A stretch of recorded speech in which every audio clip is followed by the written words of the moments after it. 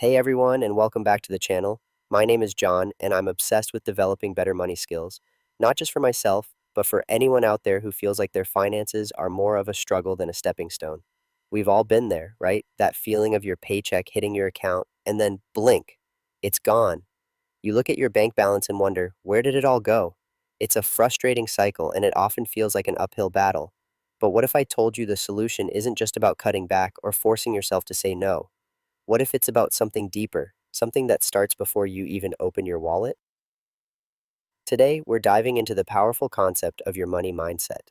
This isn't just some fluffy self help jargon, it's a fundamental shift in how you perceive money and how that perception dictates your actions.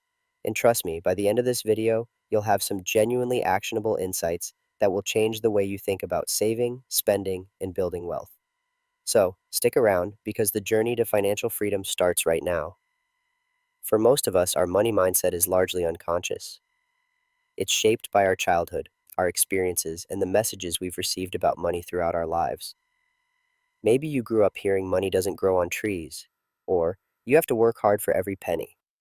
While there's truth in those statements, they can also inadvertently create a scarcity mindset, a feeling that money is limited, hard to get, and even harder to keep. This scarcity mindset often leads to one of two extremes. Either you hoard every penny out of fear, or you spend it quickly because you feel it's fleeting anyway. But here's an interesting, even counterintuitive point.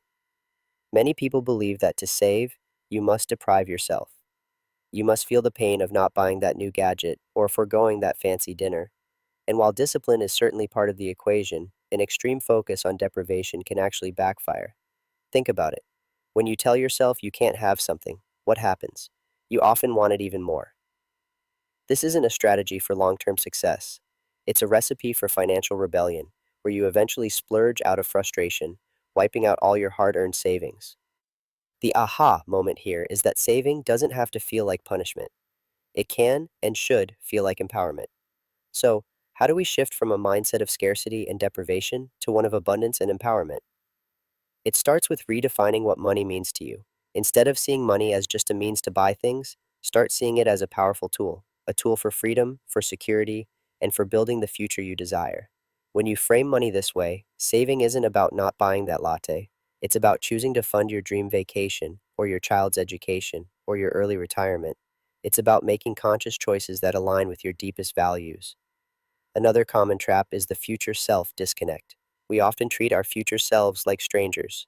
Future me will deal with that debt, or future me will start saving. But future you is you, just a little older and hopefully a little wiser. The decisions you make today directly impact the well being and opportunities of your future self. A practical exercise here is to actually visualize your future self. What do they look like? What are they doing? What are their hopes and dreams? Now ask yourself, what can present you do today to make life easier and more fulfilling for future you? When you bridge that gap, saving becomes an act of self love, not self deprivation. All right, let's break this down into three core mindset shifts that will truly transform your relationship with money. Shift one, from what can I buy to what can I build? This is huge. When your primary focus is on immediate consumption, your money vanishes. But when you shift to a building mindset, every dollar becomes a building block. Are you building an emergency fund? Building an investment portfolio? Building a down payment for a house? This reframes spending from an end in itself to a means to an end, a strategic allocation of resources. Shift 2, from I can't afford it to how can I afford it? Or is this the best use of my money? The phrase I can't afford it is often a statement of limitation. It shuts down possibility. Instead, try asking, how can I afford it?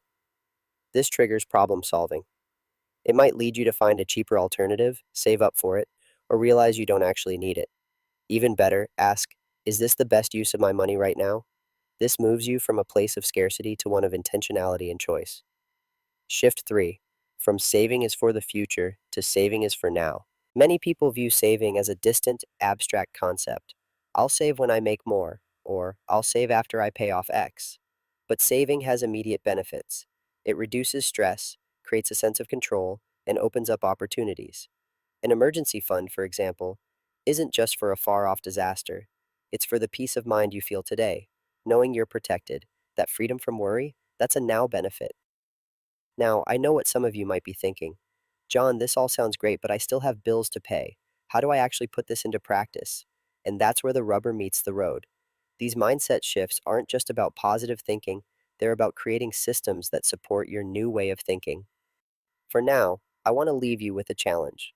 For the next week, every time you're about to spend money on something non essential, pause, take a breath, and ask yourself, is this purchase aligning with the future I want to build? Is this the best use of my money for my future self? Just that simple pause can create incredible awareness and break old habits. This journey of financial growth isn't about perfection, it's about progress.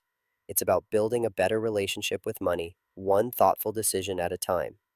If you found these insights valuable, if you had an aha moment or two, please hit that like button, share this video with someone who needs it, and subscribe to the channel. We have so much more to explore together, and I don't want you to miss out on building the financial future you truly deserve. Thanks for watching, and I'll see you in the next one.